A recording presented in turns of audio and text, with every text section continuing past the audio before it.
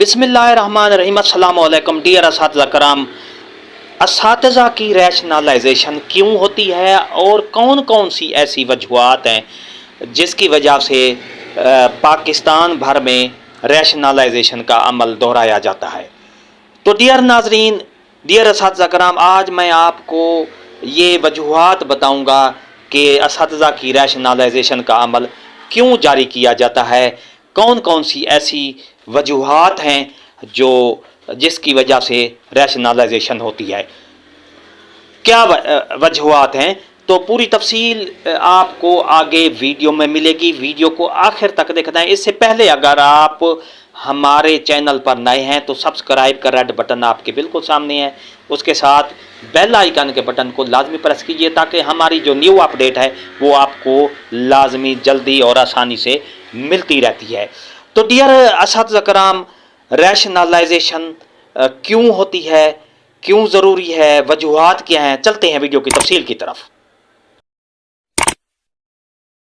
ناظرین، اساتذہ کی ریشنلائزیشن کا مقصد تعلیمی نظام میں بہتری، وسائل کی منصفانہ تقسیم اور تعلیمی معیار کو بلند کرنا ہوتا ہے۔ اساتذہ کی ریشنلائزیشن عام طور پر درج ذیل وجوہات کی بنا پر کی جاتی ہے۔ نمبر 1، اساتذہ کی منصفانہ تقسیم۔ بعض سکولوں میں اساتذہ کی تعداد زیادہ ہوتی ہے جبکہ کچھ سکولوں میں تدریسی عملہ کم ہوتا ہے۔ ریشنلائزیشن کے ذریعے اساتذہ کی تعداد کو طلباء کی تعداد کے مطابق متوازن کیا جاتا ہے۔ دوسری وجہ دیہی اور شہری اسکولوں کے درمیان فرق کم کرنا ہوتا ہے۔ شہری اسکولوں میں زیادہ اساتذہ کی موجودگی اور دیہی اسکولوں میں کم تعلیمی معیار میں عدم توازن پیدا کرتی ہے۔ ریشنلائزیشن کے ذریعے دیہی علاقوں میں اساتذہ کی تعیناتی کی جاتی ہے تاکہ تعلیمی مواقع یکساں ہو سکیں۔ شہری اسکولوں میں زیادہ اساتذہ کی موجودگی اور دیہی اسکولوں میں کمی تعلیمی معیار میں عدم توازن پیدا کرتی ہے۔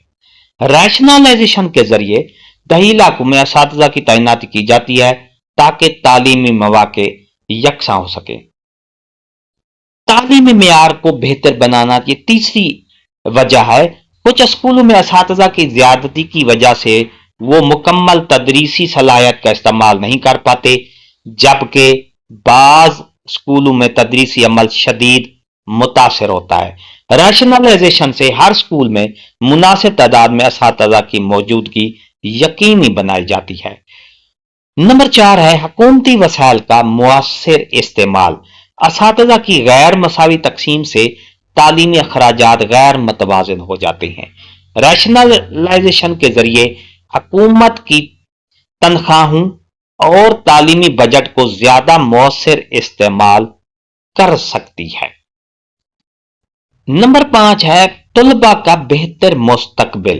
جہاں اساتذہ کی کمی ہو وہاں تعلیم کا معیار کمزور ہوتا ہے، جس سے طلباء کا مستقبل متاثر ہوتا ہے۔ ریشنلائزیشن سے طلباء کو یکساں اور معیاری تعلیم ملنے کے امکانات بڑھ جاتے ہیں۔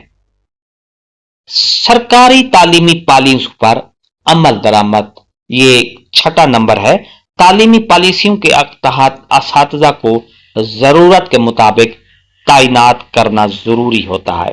مختلف تعلیمی اصلاحات کے تحت اساتذہ کی ریشنلائزیشن کو لازمی قرار دیا جاتا ہے تاکہ نظام کو مؤثر بنایا جا سکے۔ اس ریشنلائزیشن کرنے کے نتیجہ جو ہے اس کے مثبت نتائج برآمد ہوتے ہیں۔ اساتذہ کی ریشنلائزیشن کا مقصد تعلیم نظام میں بہتری، وسائل کی منصفانہ تقسیم اور تدریسی معیار کو بہتر بنانا ہے۔ اگر اسے صحیح طریقے سے نافذ کیا جائے تو یہ تعلیمی اداروں کے مثبت نتائج فراہم کر سکتا ہے۔ ڈیئر ناظرین، اگر آپ کو یہ ہماری اپڈیٹ، ہماری ویڈیو اچھی لگی ہے تو لائک کریں، اپنے پیج پر، فیس بک اور واٹس ایپ گروپس میں اس کو شیئر لازمی کریں اور کامنٹس لازمی دیا کریں۔ آپ کی رائے ہمارے لیے بہت فائدہ مند ہوتی ہے۔ ایک نئی اپڈیٹ کے ساتھ حاضر ہوں گے۔ شکریہ، اللہ حافظ۔